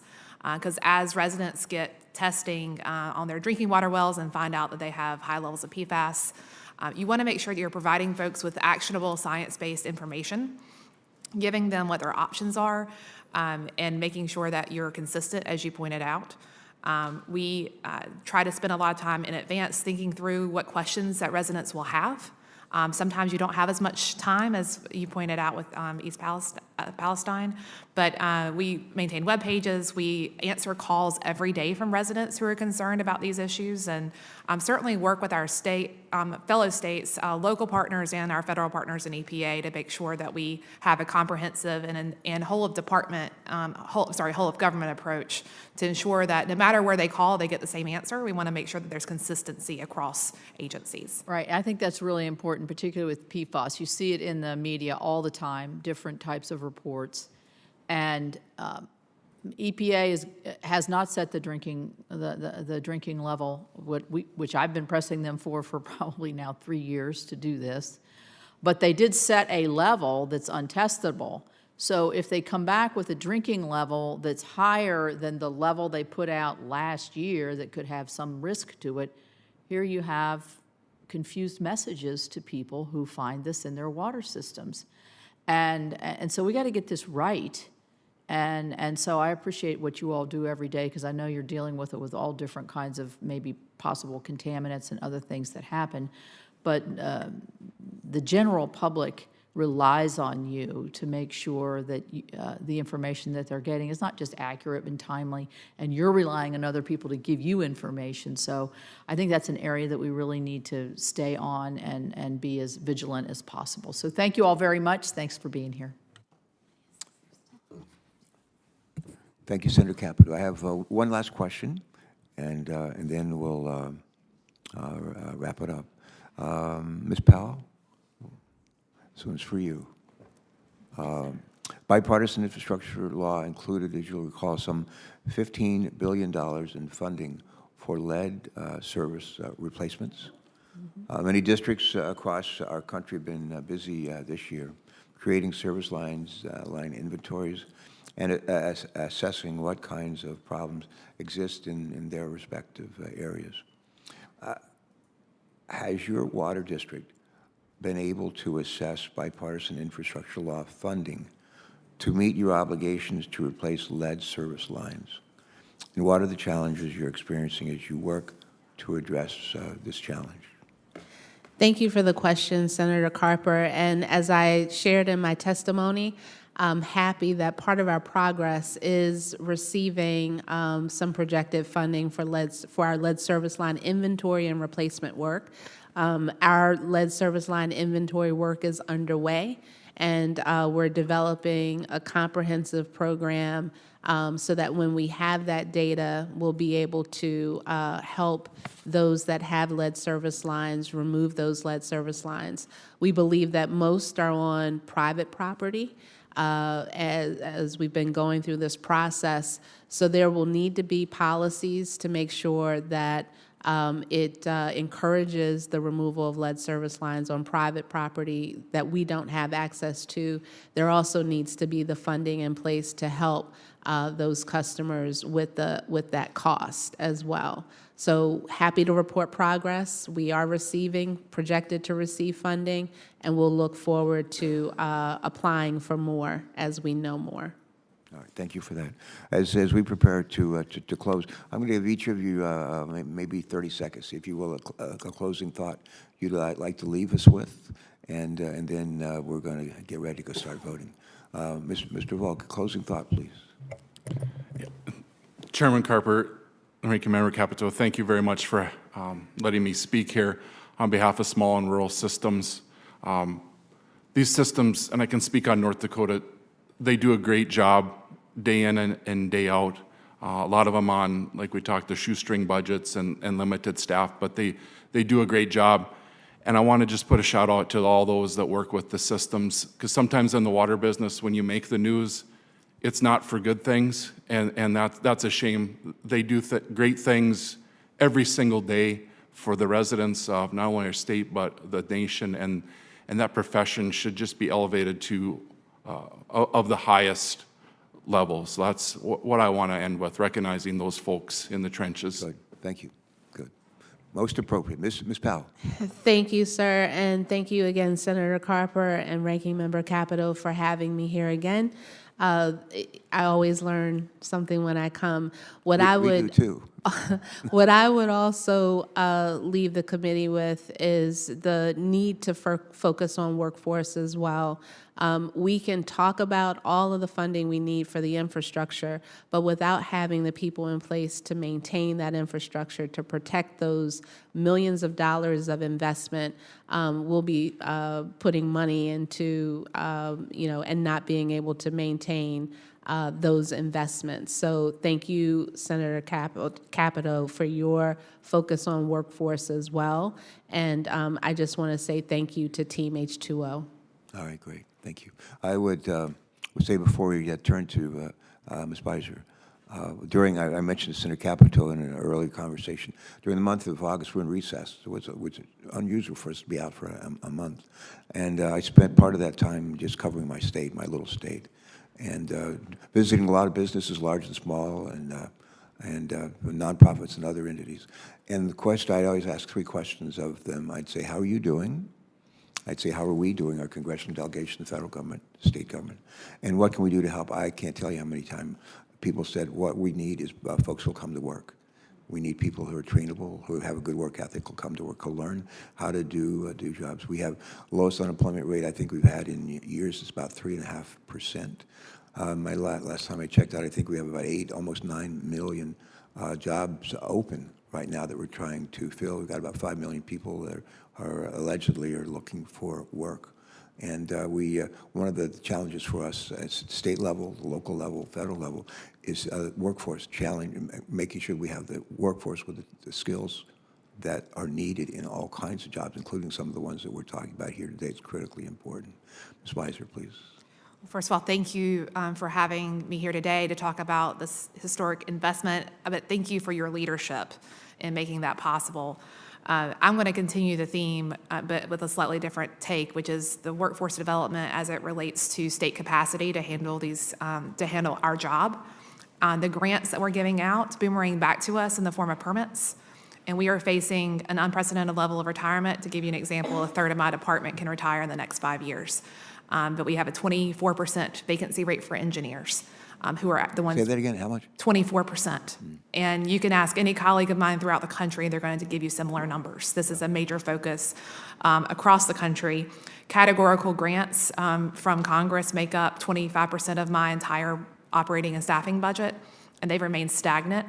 So while I know this is a policy committee and not funding, I will just put a plug in that there is a nexus there, that as we are seeing stagnant rates of funding, but our responsibilities are growing, that in order for us to make sure that these programs are successful, we're going to need to make sure we have the resources to recruit and maintain highly qualified staff.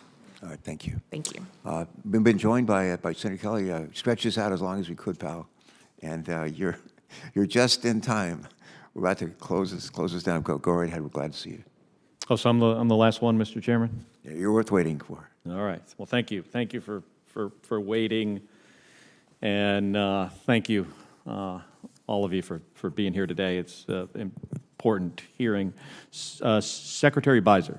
So I want to begin by talking about PFAS contamination in drinking water. I imagine that may have come up already. And as a member of the group of 11 Republicans and 11 Democrats that worked to negotiate the bipartisan infrastructure law, one of the top priorities, my top priorities here, was dedicated funding for drinking water systems to respond to PFAS contamination. It's a problem in Arizona, but it's also a problem across the country. You know, thanks to our bipartisan law, more than $10 billion is being allocated to drinking water systems across the country to address this contamination. And in the state of Arizona, this funding's already been put to work helping drinking water systems, specifically in the southern part of the state, to install systems to remediate this growing PFAS plume that we see in the groundwater aquifer under where I live and where my wife lives, my granddaughter, who's 2, it's under Tucson. And since the infrastructure law was passed, the EPA has developed new drinking water standards for PFAS, and the new proposed maximum containment level would be 4 parts per trillion instead of the current guidance, which is 70, so much lower. So Secretary Beiser, while the EPA has not yet finalized its drinking water standards, if the proposed levels were finalized, how would that impact our drinking water systems, and how many additional systems in the state of Arizona, as an example, would be required to do this PFAS cleanup? Senator Kelly, first of all, thank you for your question and thank you for your leadership on this very, very important topic. I can speak to North Carolina's experience with that, and we have 43 of our large municipal and county systems that would not meet the 4 parts per trillion number that you cited as the proposed MCL. I will say, though, broadly speaking, what's needed is, North Carolina got a head start because we had an industrial facility that kind of forced us to be a leader in this area and learn a lot quickly. And so we've had a number of years to do assessments. I think nationwide, states need funding to do assessments to get a handle on where PFAS is. The most cost-effective way to treat it is actually to prevent it from happening in the first place. And so we need funding to see where it's coming from, because the first step is to put down the shovel and stop digging, stop putting it into the environment, and look at how we can better control that piece of it. We also need to get a handle on where we're finding it. And so North Carolina's done extensive testing, both in large water systems, but also in small. We're in the process right now of testing over 650 of our small water systems, which serve mobile home communities, churches, daycares, other sensitive population centers. And so having the funding, having the ability to do that comprehensively is going to help us get our arms around it overall, and also ultimately decrease the amount of treatment costs that we're going to have associated with making sure that our drinking water is safe for public health. Do you have a sense in North Carolina then how you would have to scale the removal system to get from 70 to 4? Like, how many more systems would you have to add, and what do you think that cost would be? So since there's not currently a drinking water standard, there had not been a lot of systems that were currently put into place. We do have 2 water systems that are larger that, because of PFAS contamination, that they were higher levels of PFAS contamination coming from the Cape Fear River. They had both put in place, one a reverse osmosis system and another a granular activated carbon system. So those are our 2 examples that we're looking to right now. Based on their experience and the costs associated with the implementation of those systems, we're estimating between $661 million and $1.3 billion for those 43 large water systems to come into compliance to be able to meet the 4 parts per trillion number. That does not include the small water systems that are going to need to put filtration in place. And so we don't have a number there yet, because we're still, results from those tests are starting to roll in, but we don't have a complete picture. And do you know of any other, are there any future methods to remove PFAS, anything that is being developed, or any innovation out there that could get us to 4 parts per trillion at a potentially a lower cost?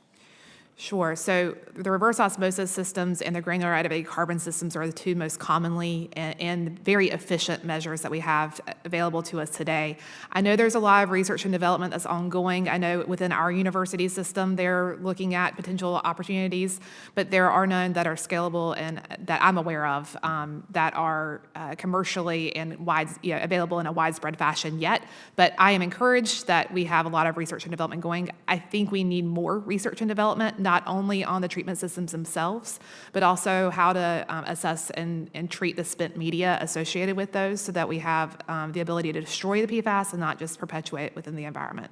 All right. Thank you. Thank you. All right. Thanks for making the extra effort to join us. I want to really close where we began, and that's to thank you for not just for showing up today, not just for preparing today, and not just for your thoughtful responses to the questions and the issues that we've raised. The members of this committee are very proud of the work that we've done on infrastructure for our country, and it's not something we do just at the federal level, as you know. It's state and local, and it's private sector, and nonprofits, and so forth. So it's very much a team effort. Matthew 25, when I was thirsty, did you give me to drink? I mean, how this doesn't get any more important than that water, knowing that when we turn on the spigots, that what we're going to drink is safe for us and for our families. We usually have good attendance at our hearings, but this has been exceptional, and I think it's reflective of how important our colleagues, Democrat and Republican, regard these issues and the need to continue to make progress. Everything we do, we know we can do better, and that's you've given us some good input as to how we might be guided missiles as opposed to unguided missiles.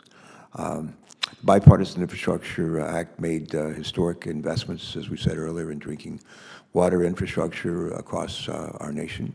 But there's still a lot of work to do, as Robert Snow, I think, would say, Robert Frost would say, miles to go before we sleep.